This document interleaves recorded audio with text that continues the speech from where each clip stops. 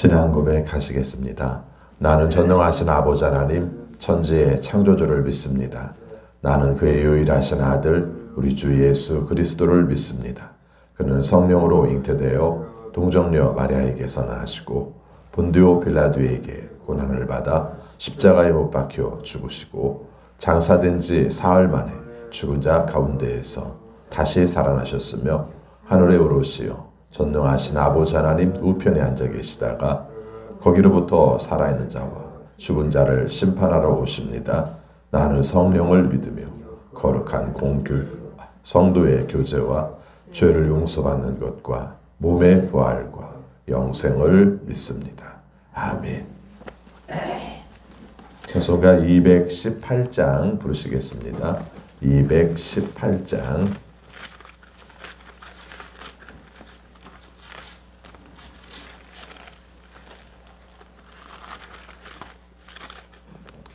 내 마음과 정성을 다하여서 주 너의 하나님을 사랑하라. 내 몸을 아끼고 사랑하듯 형제와 이웃을 사랑하라. 주께서 우리에게 명하시니 그 명령 따라서 살아가리. 널 미워 해치는 원수라도 언제나 너그럽게 사랑하라. 널 핍박하는 자 위에서도 신실한 마음으로 복을 빌라. 주께서 우리에게 명하시니 그 명령 따라서 살아가리. 나 항상 주님을 멀리하고 형제를 사랑하지 못하였다. 이러한 죄인을 사랑하사 주께서 몸버려 죽으셨다. 속죄의 큰 사랑 받은 이 몸 내 생명 다 바쳐 충성하리. 아멘. 하나님 말씀 요한 1서 2장입니다.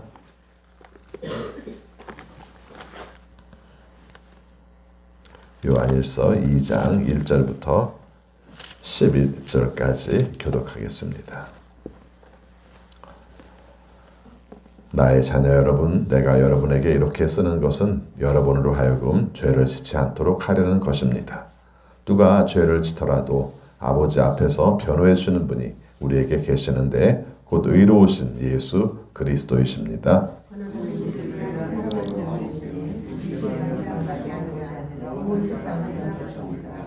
우리가 하나님의 계명을 지키면 이것으로 우리가 하나님을 참으로 알고 있음을 알게 됩니다.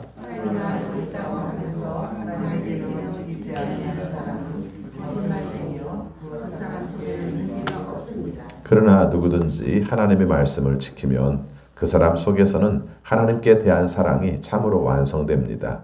이것으로 우리가 하나님 안에 있음을 압니다.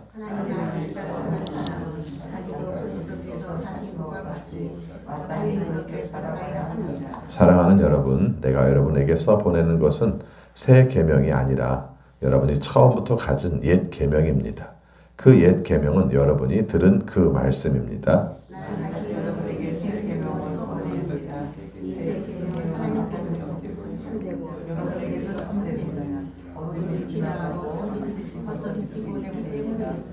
빛 가운데 있다고 말하면서 자기 형제 자매를 미워하는 사람은 아직도 어둠 속에 있습니다.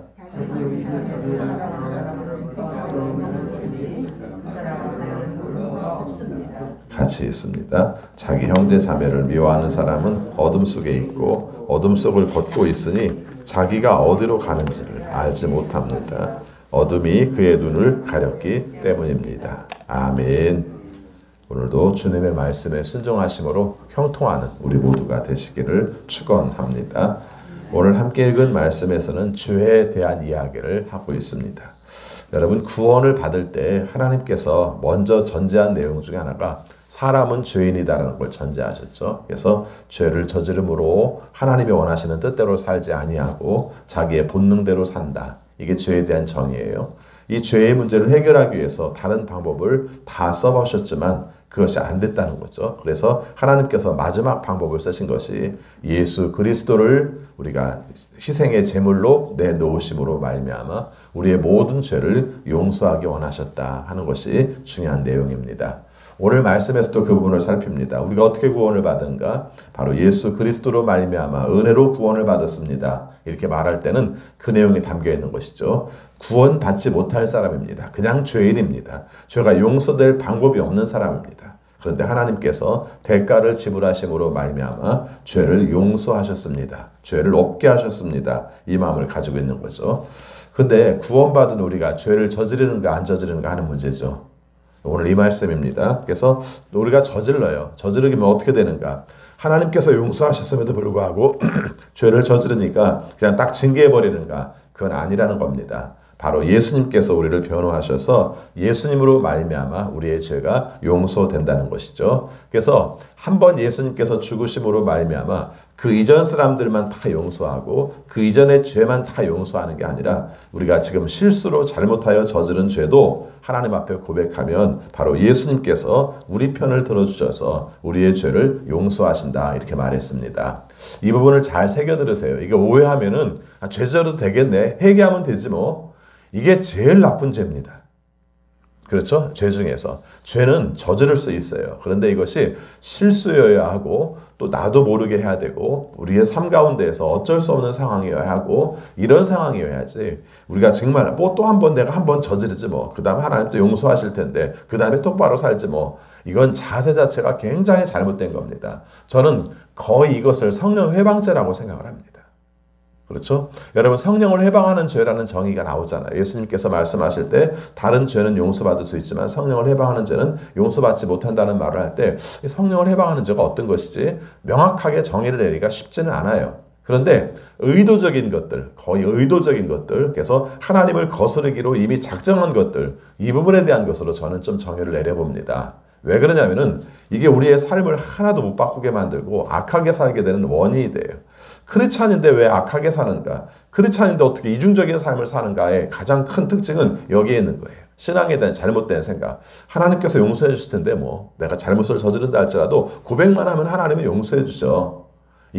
이게 우리를 못 바꾸게 하는 굉장히 큰 원인입니다. 그래서 늘 죄에 대해서는 두려워하세요. 그런데 두렵다는 이유 때문에 그것 때문에 더 이상 하나님께 못 나가고 하나님과의 관계를 끊어버리는 그것이 안 돼야 합니다. 그 말씀이 바로 이 말씀인 것이죠. 그래서 우리가 죄를 저질렀을 때 하나님께서 우리를 변호하심으로 말미암아 우리의 죄가 용서를 받을 수 있습니다. 이 부분을 소중하게 여기세요. 우리의 삶 가운데. 그러나 이것을 고의적으로 죄를 저지르는 원인으로 살펴서는 안 됩니다. 그게 1절의 말씀이에요. 1절의 말씀 같이 읽습니다. 나의 자녀 여러분, 내가 여러분에게 이렇게 쓰는 것은 여러분으로 하여금 죄를 짓지 않도록 하려는 것입니다. 누가 죄를 짓더라도 아버지 앞에서 변호해 주는 분이 우리에게 계시는데 곧 의로우신 예수 그리스도이십니다. 이 두 문장을 서로 잘 연결을 해야 됩니다. 우리가 죄를 안 저지르게 하는 게 하나님의 뜻이에요. 편지를 쓴 목적입니다. 우리가 기억해야 될 내용이에요. 그런데 우리가 죄를 저질렀을 때 바로 주님께서 변호해 주십니다. 이게 서로 충돌되는 것처럼 보인단 말이죠. 죄를 짓지 말라고 말하면 너는 다시는 죄를 저지르면 넌 진짜 죽어. 이렇게 말해야 사람이 들을 거 아니에요. 우리 이렇게 생각을 하는데 성경은 그렇게 말하지 않고 죄를 안 저지르는 게 목적입니다. 그러나 우리가 죄를 저질렀다고 좌절감에 빠진다든가 낭망에 빠진다든가 나는 살아서 뭐해 이렇게 생각한다든가 그러지는 마세요. 주님 앞에 고백하면 주님께서 우리 편을 들어주셔서 우리를 의롭다고 해주십니다. 이걸 우리가 이 말씀만 잘 해석을 해도 우리가 온전하게 살 수 있는 거예요. 그러니까 죄 가운데 빠져서 낭망해서 난 어쩔 수 없는 존재야 라고 말하는 부분에 대해서는 아니 그렇지 않아. 주님께서 너를 용서하셔. 거기서 네가 벗어나서 하나님이 원하시는 뜻대로 사는 게 아버지의 뜻이야. 이런 말씀으로 적용을 해야지. 또 용서하셨네? 그럼 또 죄를 저질러야지? 이건 굉장히 악한 거다. 죄는 안 저지르려고 노력을 해야 된다. 이렇게 말하죠. 심지어 주님께서 용서하신 것이 아까 말씀하신 것처럼 주님 오시기 전에 저는 죄는 용서하고 주님 오신 이후에 죄는 용서 안 한다. 그게 아니라는 거예요. 2절 말씀 같이 읽습니다. 그는 우리 죄를 위한 화목제물이시니 우리 죄만을 위한 것이 아니라 온 세상을 위한 것입니다. 여기서 온 세상이라는 말의 범위는 우리가 우리끼리만 용서받는 게 아니라 모든 사람을 용서하신다는 뜻도 되고요. 아까 말씀드린 것처럼 과거에 있었던 것만 용서하시는 게 아니라 예수님이 부활하신 이후에 우리의 삶 가운데 저지르던 죄의 문제도 용서하시는 건 맞아요. 많은데 그것을 우리가 똑바로 살아가야 될 문제죠. 이렇게 말씀을 하고 있습니다. 그러면서 이렇게 말합니다. 하나님께 구원받은 사람의 특징은 어떤 사람들인가? 오늘 말씀을 하는 내용인데 계명을 지킨다는 거예요. 하나님을 알면, 하나님을 깨달으면, 하나님을 느끼게 되면 우리가 계명을 지킨다는 겁니다. 반대로 말하면 하나님의 계명을 지키면 하나님을 깊이 알 수 있다는 겁니다. 여러분, 그래서 우리가 구약에 있는 내용들을 없애지 않고 믿잖아요. 제가 이렇게 말하면 여러분 이상할지 모르는데 정말 세계의 역사 속에서는요, 구약이 필요 없다고 고백했던 사람들이 있었어요, 실제. 그리고 우리나라만 해도 가깝게는 일제강점기 속에서 구약은 필요 없다고, 그것도 일본의 생각과 비슷한 입장이었는데 그렇게 말하던 시대도 있었어요. 왜 그런 갈등과 고민이 없었겠습니까? 우리가 율법으로 구원받는 게 아니라 예수 그리스도의 은혜로 말미암아 구원을 받았습니다. 옛 것은 사라지고 새 것으로 삽니다. 이렇게 말하다 보면 그 얘기가 왜 안 나왔겠어요? 그런데 그런 과정 속에서도 끊임없이 말하는 내용 중에 하나는 아닙니다. 구약이 없어져야 될 이유가 없습니다. 구약 자체가 잘못된 게 아닙니다. 하나님이 우리에게 주신 계명이 거기에 있습니다. 하는 걸 지키는 거예요. 우리가 크리스찬이 10계명을 지금도 소중하게 여겨요. 왜 소중하게 여깁니까? 주님께서 구원하셨는데 계명이 뭐가 필요해? 주님 안에서 그냥 살면 되지? 아니에요. 하나님을 깊이 알아갈 수 있는 말씀이 거기에 있고, 그리고 하나님이 원하시는 뜻을 따라 살아가야 될 길이 거기에 있는 거예요. 그래서 구원받은 사람이 살아가는 거예요. 그래서 우리가 사도 바울이 그걸 굉장히 강조를 했는데 우리가 율법으로 구원받은 건 아니에요. 하나님의 은혜로 예수 그리스도로 말미암아 구원받은 게 맞아요. 그런데 우리가 살아가는 삶의 가이드라인은 어디에 있어요? 알고 보면 율법에 있는 거예요. 이 말을 우리가 또 잘 해석해야 됩니다. 그럼 율법을 지키라는 거야? 말라는 거야? 지켜야죠. 어떻게 지킵니까? 하나님을 알기 위한 가이드라인으로 지키는 거죠. 그렇죠? 여러분 생각해 보시면 합니다. 우리가 계속 설교를 중요하게 여기는 이유가 뭡니까? 하나님이 우리가 어떻게 살기를 원하시는가를 알려고 설교를 듣는 거지. 그렇지 않습니까? 우리가 어떻게 살아야 되는 가이드라인이 뭡니까? 하나님의 말씀이에요. 그래서 구약의 요소와 신약의 요소를 다 받아들이고 그 말씀 가운데서 가야 될 길들을 살피고 넘어가서는 안 되는 것들을 알게 하고 이렇게 하는 것이죠. 그러는 과정에 하나님의 마음을 알아갈 수 있다는 겁니다. 3절입니다. 3절 같이 있습니다. 우리가 하나님의 계명을 지키면 이것으로 우리가 하나님을 참으로 알고 있음을 알게 됩니다. 사랑하니까 그분 말씀을 듣는 거예요. 그래서 그분의 뜻을 따라 살면 말씀을 지키는 가운데 하나님의 뜻을 지키는 것이죠. 그래서 여기 이런 말을 하고 있습니다. 계명을 지킨다고 말하면서, 그렇죠, 하나님을 안다고 말하면서 계명을 안 지키는 사람은 거짓말장이다, 이렇게 말하는 거죠. 여러분 생각해보면 이 말이 맞아요. 결국 그분을 존경한다고 말을 할 때, 그분을 우리가 소중하게 여긴다고 말을 할 때 정말 중요한 건 뭐냐면은 그 뜻대로 사는 거예요. 그렇죠. 말로는 존경한다고 말하는데 소중하게 안 살면 어떻게 합니까? 여러분 가끔씩 그런 경험을 하게 되는데 어떤 분이 나를 존경합니다라는 말을 굉장히 두렵게 느껴요, 저는요. 그렇죠. 첫 번째는 내가 그럴 만한 존재가 아닌데 그렇게 말을 하니까 두려워요. 그렇게 살지도 못하는데 내가 그렇게 말하면 내가 얼마나 그것이 마음이 걸리겠습니까? 그런데 저는 반대의 경우도 있습니다. 사는 건 정말 개떡같이 살아가면서 나는 그분 존경해 하고 다니면 그 존경을 받을 만한 분이 얼마나 훼손되는지도 생각해 보셨습니까?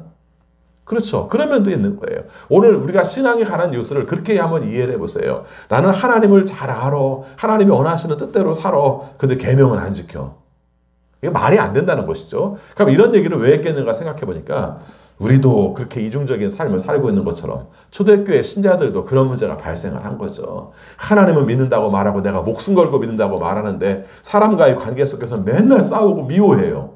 뒤에도 이 미움 얘기가 나옵니다만은 사람이 사는 문제 가운데서는 이 문제가 굉장히 중요합니다. 그렇죠? 사랑하지 못하고 미워하는 문제를 가지고 있으면 어떤 겁니까? 하나님을 사랑 안 하는 겁니다. 하나님을 제대로 모르는 겁니다. 하나님의 계명을 알면 미워하고 싸울 수가 없죠. 이렇게 이야기가 진행이 됩니다. 자, 5절 말씀 보겠습니다. 같이 읽습니다. 그러나 누구든지 하나님의 말씀을 지키면 그 사람 속에서는 하나님께 대한 사랑이 참으로 완성됩니다. 이것으로 우리가 하나님 안에 있음을 압니다. 자, 강조되는 게 하나님 말씀을 지키는 것, 그것은 하나님에 대한 참된 사랑이다. 그래서 우리가 하나님 안에 있는 것과 같다. 이렇게 표현하는 거죠. 중요한 말씀이에요. 하나님의 말씀을 지키는 것, 하나님 안에 있는 것, 그리고 하나님께서 원하시는 뜻대로 사랑으로 사는 것. 이것이 따로따로 있을 수가 없다는 것을 말하고 있는 것입니다. 여러분, 늘 생각할 때 하나님께서 지켜보고 계신다는 말을 늘 생각했으면 좋겠어요. 내가 자주 요즘 예를 드는 말 중에 하나가, 들고 싶어서 드는 게 아니라 성경에서 그 얘기가 나오기 때문에 계속 드는 예 중에 하나가 그 말이죠. 우리가 막 대판 싸우고 있는데 하나님께서 지나가고 계시면 하나님 저 편 들어주세요. 이렇게 말할 수 있겠어요? 이건 아니잖아요. 그렇지 않습니까? 상대방이 설령 잘못했다 할지라도 내가 저 사람과 대판 싸우고 있으면 내가 하나님 보시기에 부끄럽잖아요. 그렇죠? 부끄럽잖아요. 비록 내가 정당성이 있다고 생각할지 모르지만은 하나님께서 보실 때는 뭐라고 말씀하실까? 이 부분을 생각해야 되는 것이죠. 이걸 생각하지 못하면은 끝내 싸워요. 그리고 나 억울한 거 못 참는다고 얘기를 하죠. 신앙생활 하는 사람들은 그 말 안 합니까?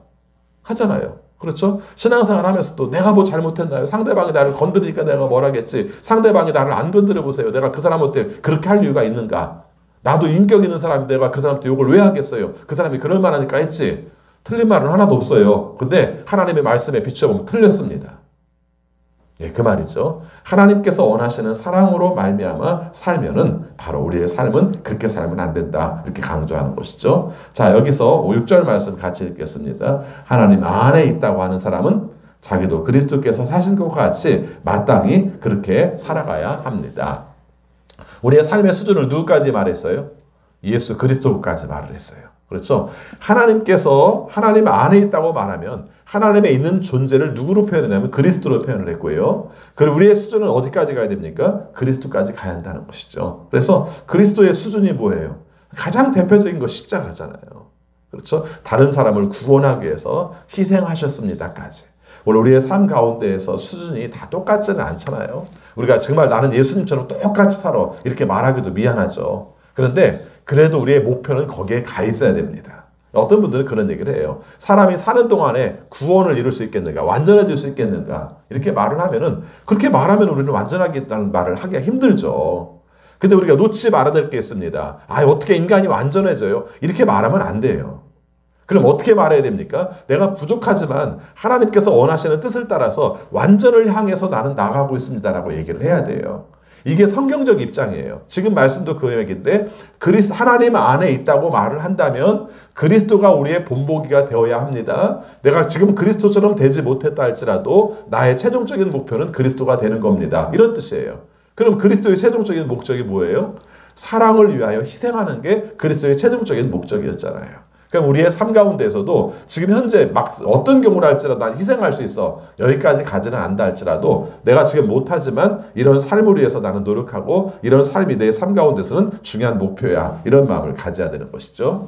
그럼 7절부터는 이제 범위가 좀 좁혀나갑니다. 그래서 계명이 뭐냐? 이 부분들을 넓게 앞에서 얘기했다면 뒷부분은 좀 더 좁혀나가고 좀 핵심적인 것들을 얘기를 합니다. 자, 계명 얘기를 했죠. 7절 말씀 같이 읽습니다. 사랑하는 여러분, 내가 여러분에게서 보내는 것은 새 계명이 아니라 여러분이 처음부터 가진 옛 계명입니다. 그 옛 계명은 여러분이 들은 그 말씀입니다. 8절입니다. 나는 다시 여러분에게 새 계명을 써 보냅니다. 이 계명은 하나님께도 참되고 여러분에게도 참됩니다. 어둠이 지나가고 참 빛이 벌써 비치고 있기 때문입니다.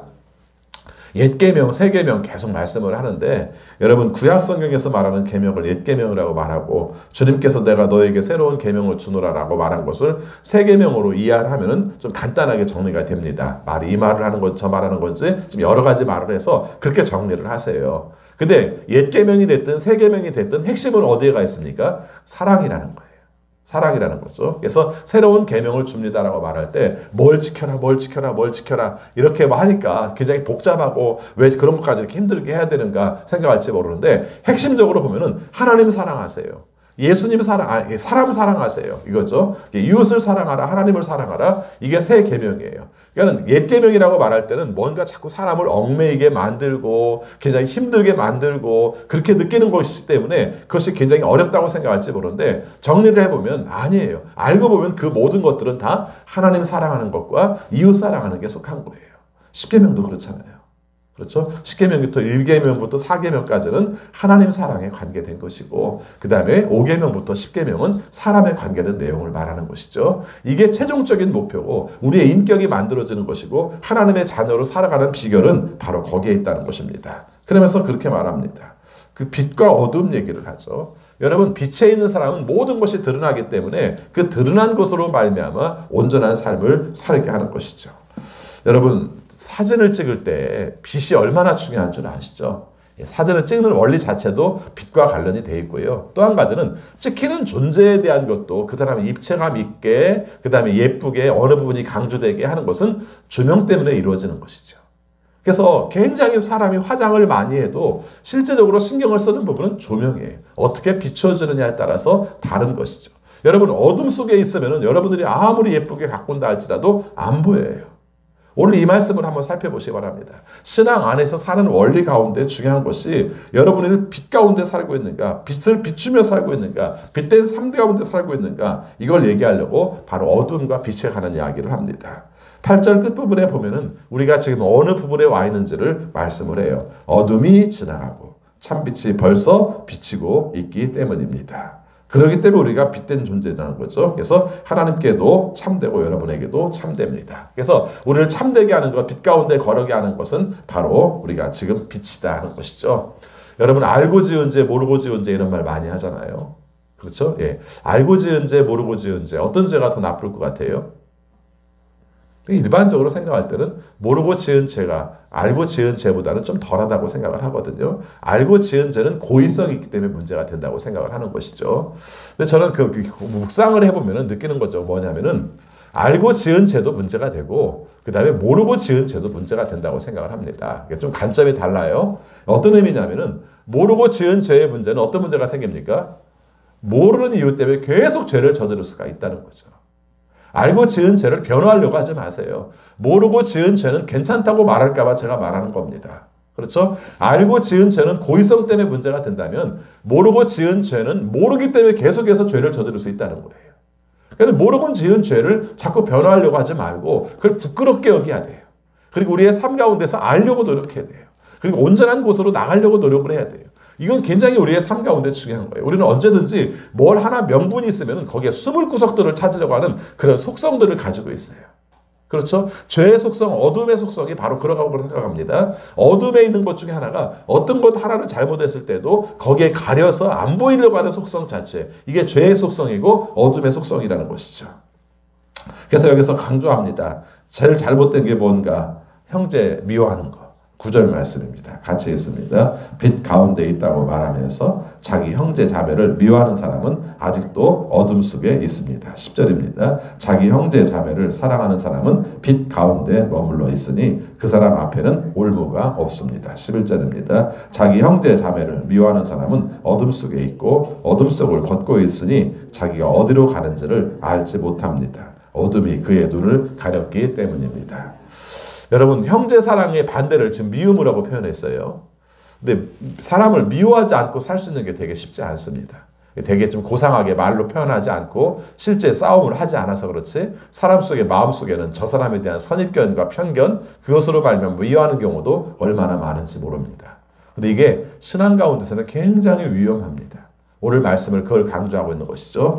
저는 이 말씀이 왜 형제를 사랑하십시오. 이것이 빛 가운데 살아가는 사람의 특징입니다. 라고 말했을까? 이 부분에 대해서 많이 생각을 하는데 첫 번째는 바로 예수님께서 우리를 사랑하신 것 자체가 우리의 삶 가운데 가장 소중한 것인데 나는 구원받아서 사랑을 받았어라는 것은 소중하게 여기면서 그 다음 그 가운데 나타나는 반응이 미움으로 나타나는 것은 정반대이기 때문에 그것은 합당하지 않다. 이런 의미를 가지고 있다고 생각을 하고요. 또 한 가지는 저는 이 말씀을 이런 뜻으로 봅니다. 죄에 대한 징계의 문제와 미워하는 문제를 구별을 할 줄 알아야 한다는 뜻으로 쓴 것 같아요. 그렇죠? 여러분 이런 경우 있죠. 어떤 사람이 정말 잘못했어요. 하나님 앞에서 정말 잘못했고 공동체를 굉장히 훼손하는 죄를 저질렀어요. 이 사람 징계를 해야 됩니다. 교회는 징계가 없어서도 안 돼요. 잘못된 문제에 대해서 잘못했다고 말을 해야 됩니다. 근데 그게 생각보다 쉽지가 않아요. 왜 쉽지가 않은가? 교회 공동체에서 더군다나 지금 같은 공동체에서 뭐라고 하면은 나 그럼 이 교회 안 다닐래. 이게 아주 입에 뱉잖아요. 그런 과정 속에서 이 사람을 고치지도 못하고 떠나게 만들어버리고 이럴까봐 그 말을 함부로 못해요. 그런데 사실은 그것도 잘못된 겁니다. 그 사람을 고쳐서 하나님이 원하시는 뜻대로 세워주는 역할은 목사만 하는 게 아니라 교회 공동체가 해야 될 이유가 있는 거죠. 근데 또 한 가지 문제가 있습니다. 그게 뭐냐면은 그 사람을 고치겠다고 말하는 내용들이 알고 보면 그 사람을 미워하는 것으로 나타나는 것이죠. 그 사람의 죄에 대해서 잘못된 부분에 대해서 그 사람을 미워하는 것으로 나타나는 거죠. 참 선을 긋기가 참 애매하잖아요. 잘못한 것을 가지고 막 말하니까 왜 나를 싫어하냐고, 나를 왜 공격하냐고 이렇게 말하는 거죠. 내가 공격하는 게 아니라 네 잘못된 걸 말하는 거야. 그걸 징계로 말미암아 고쳐야 되는 거야. 받아들이기도 쉽지가 않고 하는 사람도 쉽지가 않은 게 이 문제인 것이죠. 저는 아마 여기 요한 1서 2장에서 나온 문제 중에 하나가 그 문제가 아니었을까 생각을 합니다. 잘못된 사람에 대해서 고친다고 징계를 하고 뭐라고 하는 내용이 사실은 알고 보니까 내 삶 가운데서 미움으로 가게 된 것이죠. 그 선을 명확하게 긋는 게 쉽지 않지만 기준이 하나가 있습니다. 징계는 사랑으로 합니다. 징계는 그 사람에게 뭐라고 하는 것으로 말미암아 내가 아파하며 합니다. 그렇죠? 그 사람으로 말미암아 내가 공격을 당한다 할지라도, 그래서 내가 굉장히 치명적인 아픔을 겪는다 할지라도 그 사람을 사랑하는 마음 때문에 징계를 하는 것이고요. 미움은 한마디로 그 사람의 잘못한 것에 대해서 그 사람을 공격하는 것으로 끝납니다. 교회 안에서 어떤 말들이 오고 갈 때 그거 하나만 기준으로 살펴보세요.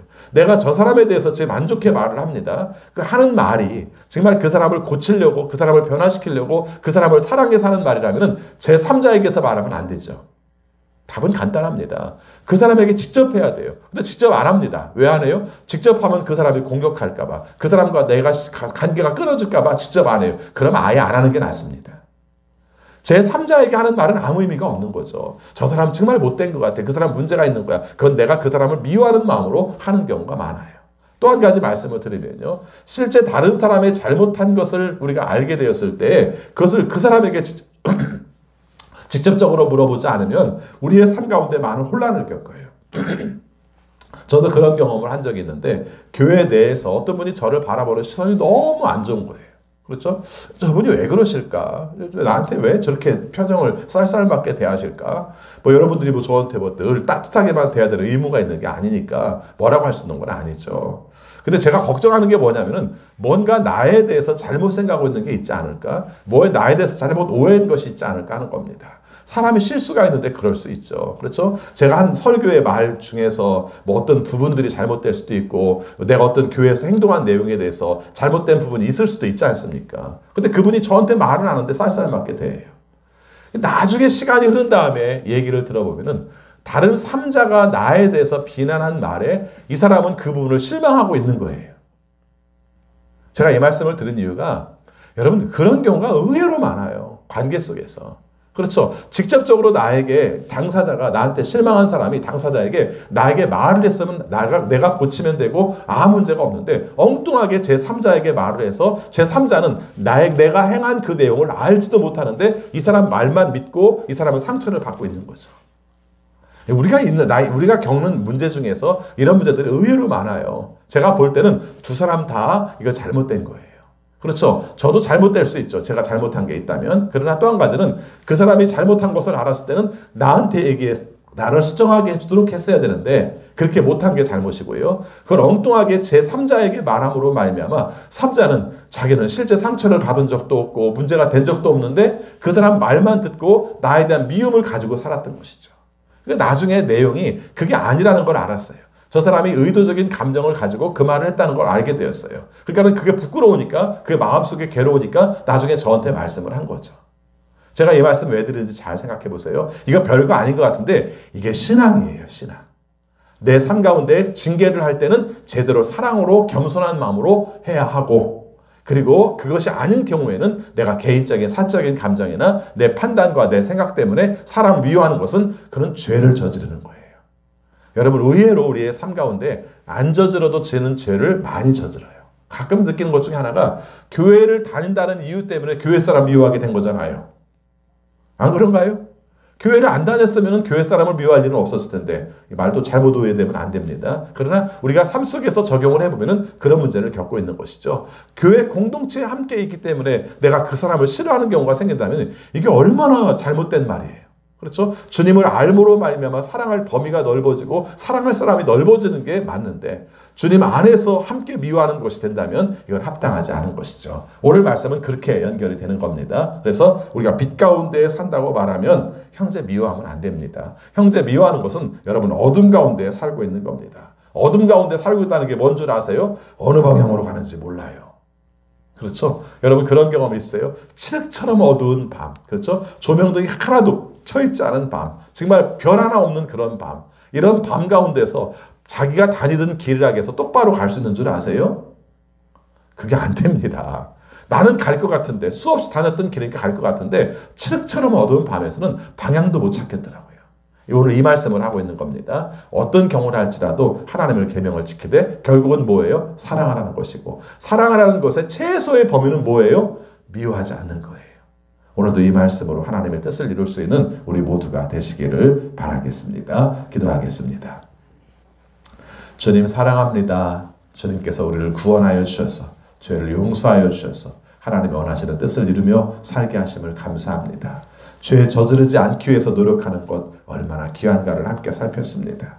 주님 앞에 구원받은 사람이 하나님의 계명을 지키는 것이 얼마나 소중한지를 살폈습니다. 뿐만 아니라 이 계명 중에 최고가 사랑이고 우리 형제를 사랑할 때 이 마음으로 사랑할 수 있어서 하나님이 원하시는 빛으로 걸어갈 수 있는 우리 모두가 되게 하여 주옵소서. 새해가 밝았습니다. 여러 가지 환경이 어둡고 힘들지만 주님께서 인도하시는 빛으로 걸어갈 수 있는 삶을 살게 하여 주옵소서. 코로나19로 인하여 겪는 어려움들이 큰데 주님께서 도와주셔서 주님께서 종식시켜 주셔서 주님이 주시는 일상의 평화를 경험할 수 있도록 인도하여 주옵소서. 아버지 경제적인 어려움들을 겪어가고 있습니다.